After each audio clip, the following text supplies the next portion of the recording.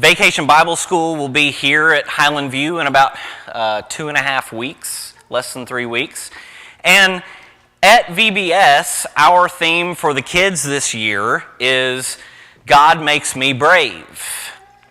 And we're going to focus on stories about that during our Bible teaching time that we have with the kids all day that day, talking about that God makes me brave. So I want you to think just for a minute.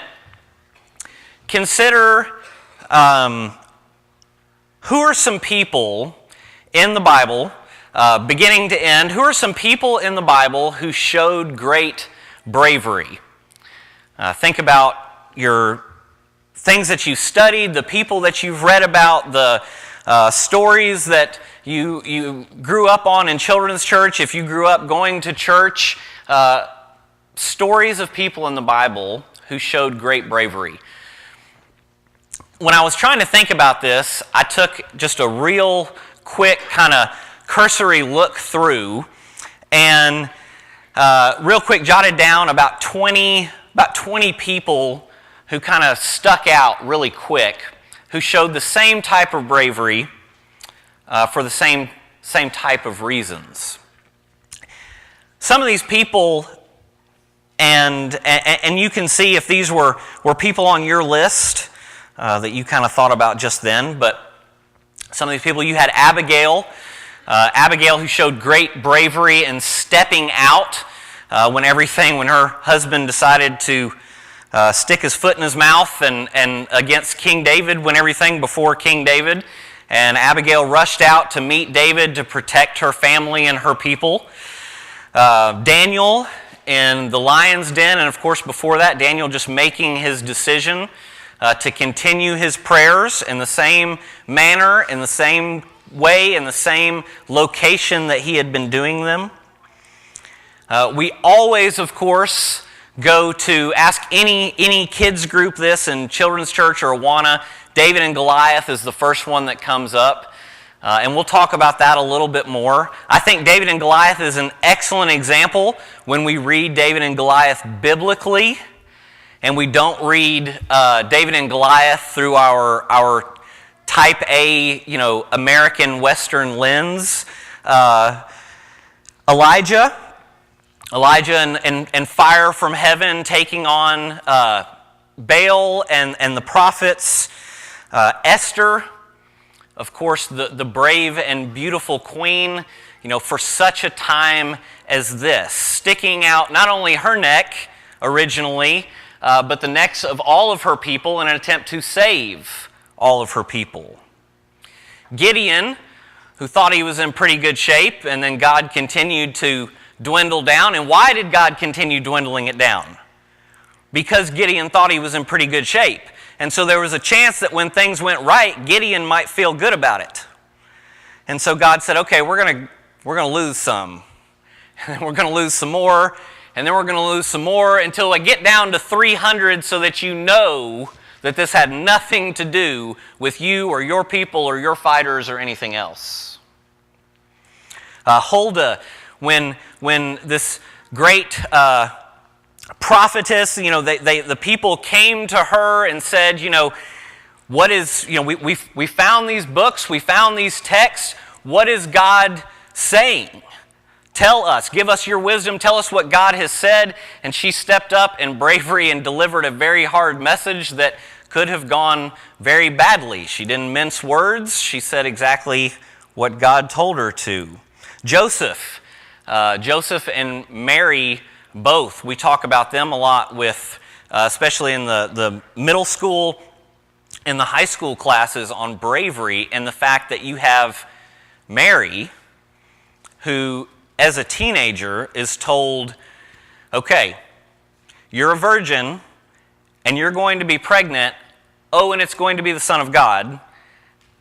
And go have that conversation with your fiance. And then you have Joseph, whose young fiance comes and says, so I'm pregnant, and I know we haven't slept together, but I also haven't slept with anyone else.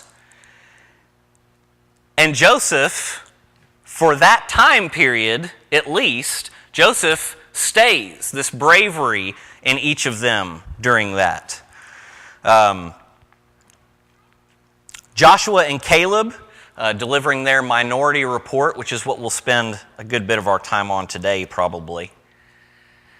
Consider the little boy. The little boy with the loaves and the fish. You have this huge crowd, right? And the disciples and people are asking for help to feed the crowd. And the little boy knows that he literally packed his lunch. And yet, he somehow steps out and goes to them and offers this single lunch to this audacious crowd of people. Miriam, in the beginning with Moses, not only helping to watch Moses and then hide Moses and then push Moses out in the basket, but then to go up to Pharaoh's daughter and play the part and go, hey, you know what? I bet I can find someone to take care of that baby for you. Miriam always watching over Moses during that time. Paul continually showing bravery, not only from the very beginning, in that, when Paul lists out his pedigree, and he says, I count it all as loss, and that's where that statement comes from, is after he lists out this huge, great pedigree that he has, and he says, I count it all as lost. When he does that, you get a feel for just how much Paul walked away from and gave up. Then after he gave that up and walked away from it, then he faced imprisonment and being lost and starving and being shipwrecked and all of these things that never slowed him down, that he continued to go and to march and to travel and to preach, doing some of his best preaching and most of his writing from inside a prison cell on the times that he couldn't be walking and doing anything else. Peter, we see multiple times. Peter is great, and the reason why is where the bravery comes from, because Peter is one of those that we can use for examples of huge bravery and tremendous cowardice. We have the boat where Jesus calls out and is like, okay, come on. And Peter hops out of the boat. My biggest thing with Peter in showing bravery, though, is right after everything with the denial, the 3 times, where he's denying Jesus to a slave girl around this campfire, and then right after that you have Peter standing before the Sanhedrin boldly proclaiming, I don't care what you do. My message isn't going to change, and there's really nothing you can do to stop it. Standing before the high priest whose servant he had chopped the ear off of, then he shows this great boldness and bravery. Consider Priscilla, and you have Apollos, who is this mountain figure, because we know this, because we see the conflict in some of the churches between I follow Paul or I follow Apollos, right? And so you have Priscilla stepping out and, pulling Apollos to the side and saying, hey, let's talk about some of these things, correcting some issues, talking about the theology of Jesus with him. You have Shadrach, Meshach, and Abednego. And of course, the fiery furnace, once they get there, this is kind of what we see as this pinnacle moment of bravery for them and courage. But it all started with this vast field of people bowed down, prostrate, on knees, and 3 people standing. A decision for bravery that they knew full well what it would cost. Exactly what the outcome would be. That furnace would be the outcome, as it was. You have Rahab harboring the men. You have Ruth not only following and saying, this whole where you go, I will go, where you stay, I will stay. But you have when Boaz steps up in bravery and Boaz says, someone, a family member should step up and take care of you in this. You also then have Ruth reminding Boaz at that moment, you're right. And guess who that family member is? It's you. You're the one who's supposed to step up and do this. Time and time and time and time and time and time again. The Samaritan woman sitting at the well with Jesus, and Jesus walks into this place that no one would have ever gone as a Jew, and he sits with her, and she sits and she listens, and then she stands up after she has had her whole life story shared with her. This was the one, remember, she said, I have no husband, and he's like, you're right, you've had 5. And then from that, she stands up and walks into town and starts preaching and dragging people out there to meet this guy. You have these disciples, each who gave up livelihoods, who gave up jobs, who walked away from family, who left the towns that they lived in, the people that they knew, the people that they loved, walked away and followed Jesus, giving up everything to the point that they knew it. When Jesus said, are you guys going to leave me too? And they said, what? They said, and go where? We've already left it all. We don't even have anything to go back to. You have the women at the tomb.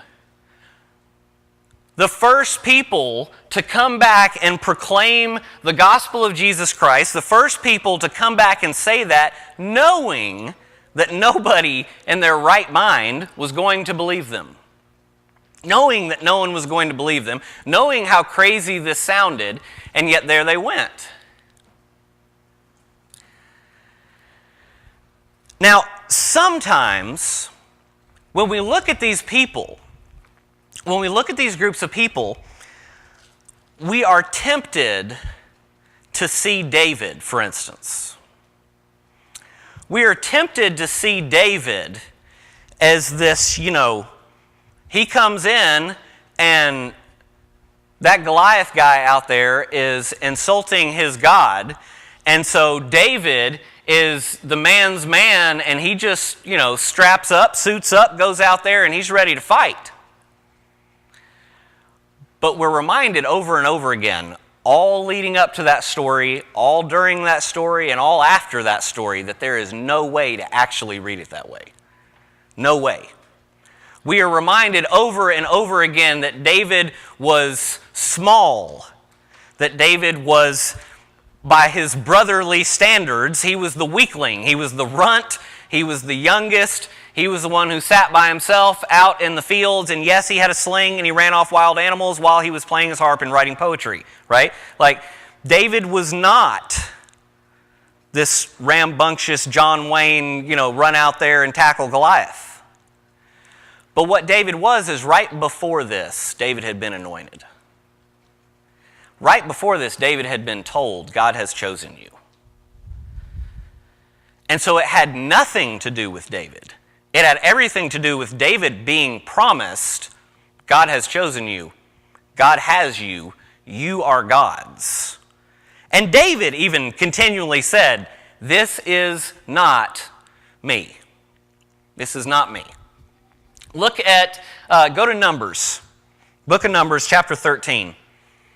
We're going to look at Joshua and Caleb.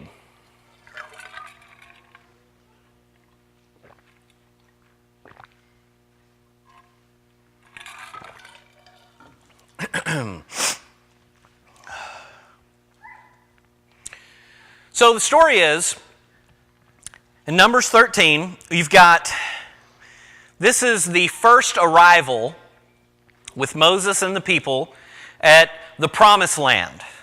Okay? This is the first arrival where they've gotten there to the land, they always say the land flowing with milk and honey. They get there, and God says, all right, so go send some spies. All right, look at Numbers 13. This is important, this beginning part here. It says, the Lord spoke to Moses and said, send men out to spy out the land of Canaan, which I am giving to the people of Israel. From each tribe of their fathers you shall send a man, every one a chief among them. That part's important. So these are the tribes. Okay, this is Israel. This is God's people. These are the chosen people. These are the people we've been talking about all these last several weeks. These were the people who were at the Red Sea crossing. These were the people who were there with the golden calf. These were the people who saw God's presence on the mountaintop. These were the people that God spoke to from the top when he spoke to Moses and he said, his speech about who God was, where God gave his declaration of his character. These people. And not just these people, but chiefs among these people. Everyone a chief among them. That was who was selected to go and spy. Notice that in verse 2, God says, send men to spy out the land of Canaan, which I am giving to the people of Israel, period. That's what he said. All right? So Moses gets all the people together that he's going to send to go be the spies. And God said, send men to spy out the land of Canaan, which I am giving to the people of Israel. Now here in verse, let's start in verse 18. This is the instructions that Moses gives to the spies. Go see what the land is. All right, that's what God said. And then we can start counting. He says, and whether the people who dwell in it are strong or weak, whether they are few or many, whether the land that they dwell in is good or bad, whether the cities that they dwell in are camps or strongholds, whether the land is rich or poor, and whether there are trees in it or not. This is a total aside, but this is what we have done forever and continue to do now. God said, hey, go send some spies to go check on the land. So Moses is like, all right, here's a list of 10 things I want you to go look for. This is how we got when God said, remember the Sabbath and keep it holy, and the Pharisees ended up with over 7,000 laws of what that should look like. God says something pretty plain, pretty simple, and then we take it and run with it and add a whole bunch of stuff to it, and we're like, we'll take that plus. So God says, send these spies to go look at the land. Moses gives them a list of things to look for, mostly about how is this going to go? How is this going to go? So the spies go in. They spend 40 days in the land. Verse 25, at the end of the 40 days, they returned from spying out the land, and they came to Moses and Aaron and to all the congregation of the people of Israel in the wilderness. And they brought back word. Now, notice they brought back word. So this is the spy group as a collective. And they told him, we came to the land to which you sent us, and it flows with milk and honey, and this is its fruit. However, the people who dwell in the land are strong, and the cities are fortified and very large. And besides Anak, Amalekites, the Hittites, Jebusites, Amorites, the Canaanites, all there.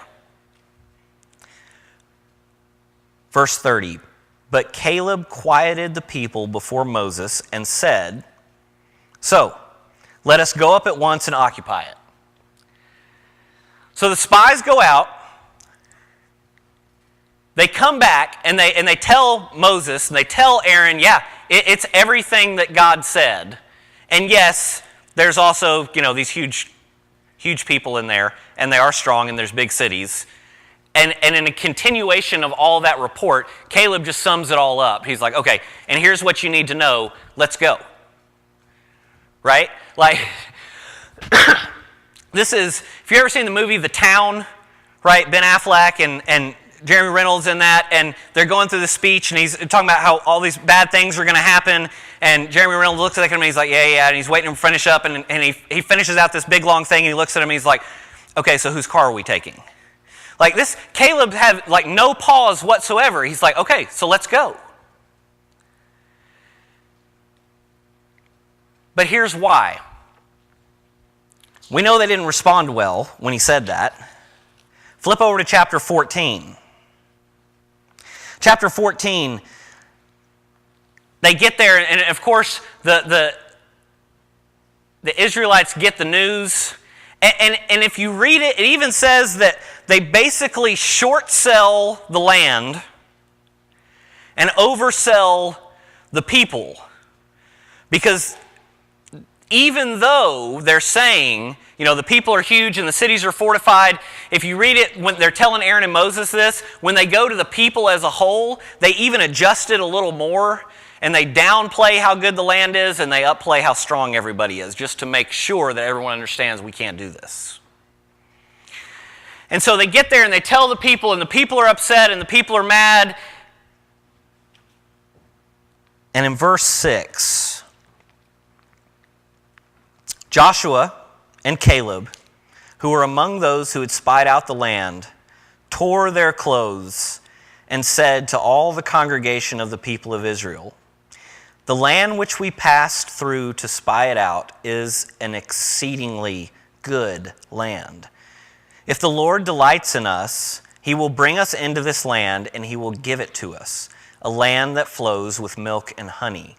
Only do not rebel against the Lord, and do not fear the people of the land, for..." Here's what it is. This "for" right here is everything, because this is Joshua and Caleb's because. They've talked all this up, and here it is. They said, because those people, those giants, they are bread for us. Their protection is removed from them, and the Lord is with us. Do not fear them. Do not fear them. We see over and over again in these moments of bravery that it is not at all these people deciding that they are brave based on anything to do with themselves whatsoever. Every single time that this happens, every single time in those 20 or so people or groups that I ran through at the beginning, and the dozens more that you all thought of and that we could go through, every time someone steps out in bravery like that, it is because they have gotten to the place that they finally understand that it doesn't have anything to do with them or their ability. The other part of this that always occurs is every single one of these people have always been faced with what God has told them. And once you are faced with what God has told you, you aren't really left with a lot of options. Jonah, as we talked about a couple of weeks ago, was faced with what God told him. I said you don't have a lot of options. You do have a couple. Jonah exercised the latter at the beginning, right? Jonah took off. Jonah tried to run.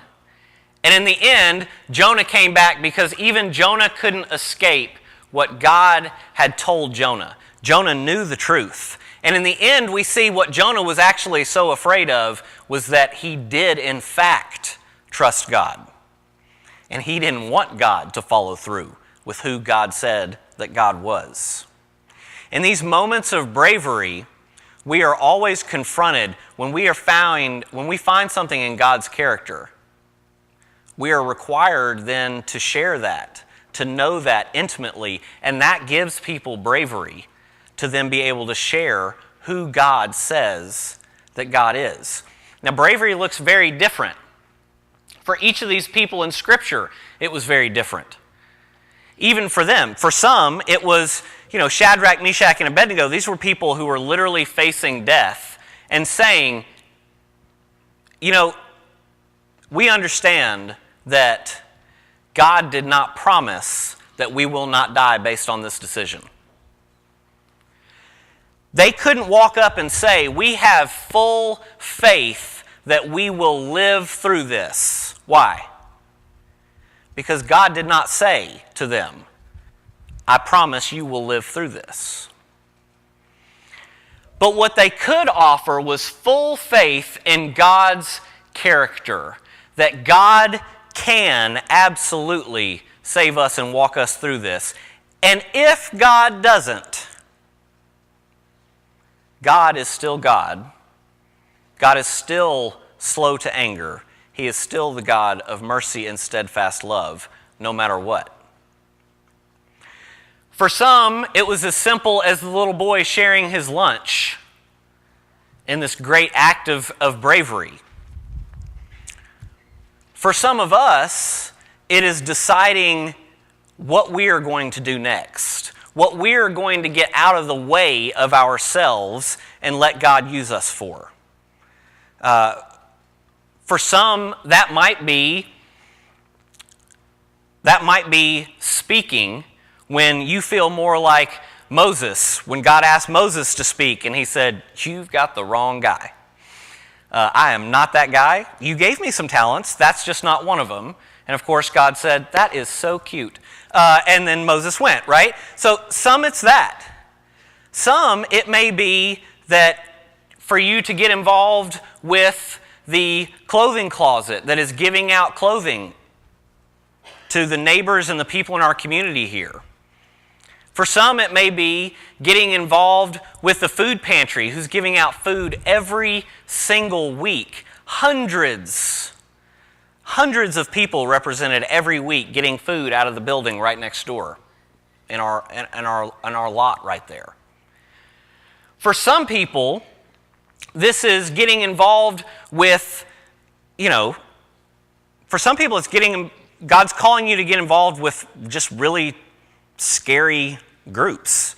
Like there are groups that are just wild and violent and terrifying, but sometimes you just have to teach children's church anyway. Or Awana, or VBS, or whatever it is.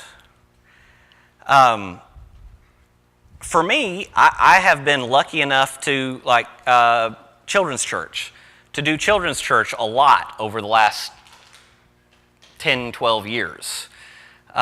In reality, you could drop me off at Thompson Bowling Arena full of people and say, you need to deliver a speech in 10 minutes. Okay. My heart rate will not go up. You send me in children's church to teach them, my heart rate's going about 200 beats per minute. It scares me to death. No joke. I'm not kidding. But God didn't ask me if I didn't want to do it because it made my heart rate go up, right? Sometimes we have to decide that we are going to let God be God, and we're going to get out of the way, and we're going to step out and be brave, and we're going to go where God tells us to go, meet the people God tells us to meet, sit with the people God tells us to sit with, minister to the people that God says need ministering to. So I want to encourage each of us to step up outside of ourselves and understand that very rarely does God ask us to do something that just fits right in our wheelhouse. Most of the time, God asks us to do things that we would not consider ourselves qualified to do, that we would not feel comfortable doing. And a lot of times, that is the very reason God is asking us to do it. When God asked Moses to speak, and Moses said, I can't come up with words fast, I stutter, like I'm not the guy. I literally have a speech impediment, and you gave it to me, and now you're asking me to go speak. But hey, my brother, Aaron's really good at this. And God used Moses. Gideon had the big army, he whittled and he whittled and he whittled down to 300 men. All of these occasions to show that God will use who God wants to use. It is often said and studied and repeated and in atheist groups, it is one of the things that they genuinely have the most trouble with about, the early account of Jesus' resurrection, was that if we were going to fake this thing, we wouldn't have picked a group of women who had no status and people would have written off and never believed to be the first ones to go back and say that it had happened. God uses who God uses. And what I'm telling us is that God will always use us for something, always. Every single person called to God's kingdom is called to God's kingdom with a purpose of some kind. They are gifted with spiritual gifts from God. They're not about you, and that's why the little bubble tests don't work, right? Because it's not about what we have or what we can do, it's about what God gives us when we need it, not often before. So my challenge for all of us is to step up, get out of our own way, and look around and see where God can use us.